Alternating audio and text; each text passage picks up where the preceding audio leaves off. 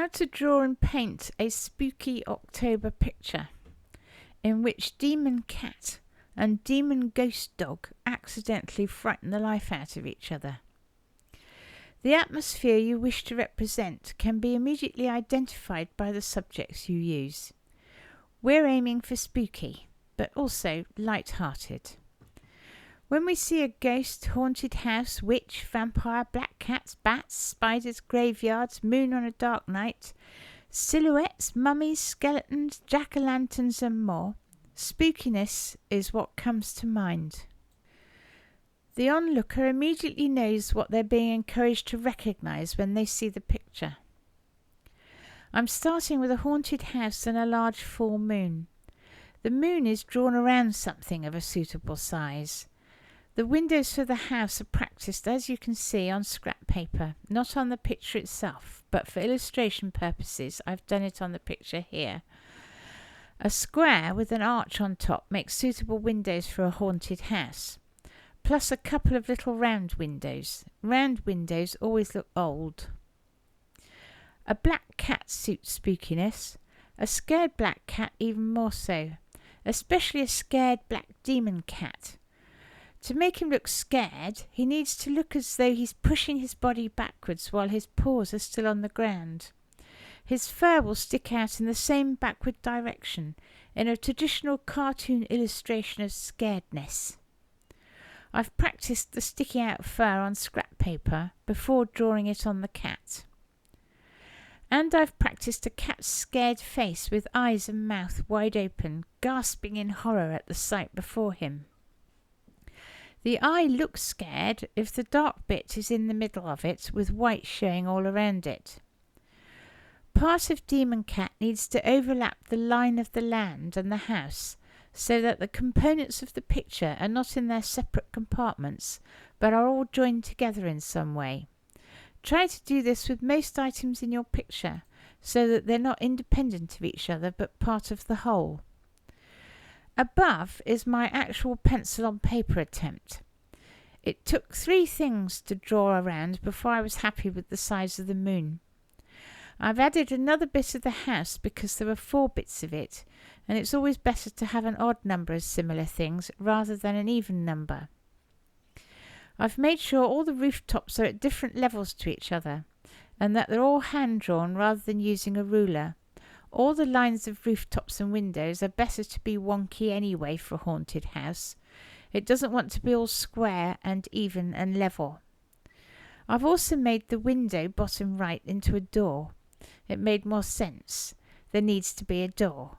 Even if demons don't use them, our brains are used to seeing a door into a house. So what's frightened demon cat? A ghost has frightened demon cat. A ghost rising from a grave, hence the gravestone. Ghosts are instantly recognisable if drawn as though a person is under a sheet. Add in black holes for the eyes and mouth and it gets more spooky. Swirly lines that taper off towards the gravestone make it more otherworldly. If it's a demon cat, then the ghost might need to be a demon dog ghost, really. A bone and paw print on the gravestone indicate the ghost is a demon dog. So I've changed the top of the ghost's head to indicate dog's ears. But I didn't like the ears like that. Without the sheet over Doggo's head, those ears would look like dog's ears, but with it, not so much.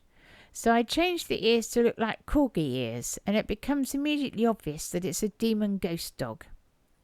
To make it even more obvious, I've practised the paws first and then added them. Demon ghost dog has crossed the horizon line and is also outlined a bit by the moon to also help join the picture components together. Here's the pencil on paper. One grave does not a graveyard make, so I added in another couple. On scrap paper, practice flicking in grasses before putting them on your picture at random intervals. The onlooker's brain knows it's all grass by just suggesting it in a few places. It also needs to be at the bottom of gravestones and cat's paws to show these things are actually on the ground. I feel there are enough components of this picture to make it work now. However, bats always add that bit of extra spookiness. To draw bats, start with simple bird shapes at different angles. Add a couple of curves and you'll get these. See the diagram. Add the head, which is a circle with sticky up bits, and fill in with black ink. There is a separate video on how to draw spooky bats. Practice them on your scrap paper. And then add the bats to your picture. Bigger ones closer to the viewer, smaller further away. Make them at different angles to each other and make it an odd number of bats. I will put in a link below for an article about how odd numbers of things work better in pictures than evens. On my final paper above, I put the bats in a different place to my practice bit, trying them out to see if they'd look better in a different formation. I also, see the side of the paper and on the right above, wondered if eyes in one of the windows of the haunted house might add to the picture's overall spookiness. But I decided against putting eyes in. I think the picture is already busy enough. I leave the idea though in case you can use it in one of your drawings. After the last How to Draw and Paint video, many people commented about the use of watercolour pencils, so I shall be using them again. They are very convenient when there isn't the space or time to get out all one's watercolour paraphernalia, especially when used with a brush pen. I'm doing all this on my desk in the small amount of space in front of my computer keyboard so that I can write about it as I draw it. Apart from the watercolour pencils and brush pen, all that's needed is a pencil, eraser, a drawing pen, paper for your final picture and loads of scrap paper. At the top of this colour chart are the autumn colours used in the last picture. At the bottom I've added some spookier colours for this Demon Dog Strikes Again picture. The patch on the left of each colour is how it looks when dry on the paper. The patch on the right shows it after it's had water added with the brush pen. Lightly colour. More can always be put on, but it's more difficult to take it off. Try colours on scrap paper first. Start with the lighter colours and gradually move to the darkest. I made the side of the moon that faces into the picture the light side, and I made the other side dark. Making more darkness around the outside of the picture and more lightness within helps to frame the picture and give it depth. When using a brush pen, I do everything with scrap paper at hand.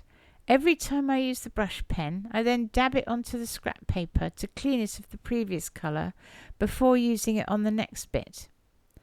All the time, keep looking at the picture as a whole and altering bits to make them fit better. For example, I made all the structural bits of the windows a lot thicker. Right at the end, I've gone over some elements with a blacker black to make them come forward while pushing back the rest of the picture. One bat, Demon Ghost Dog's open mouth, some bits of spiky fur on Demon Cat. And signed it. Always sign your work. Happy Spooktacular October.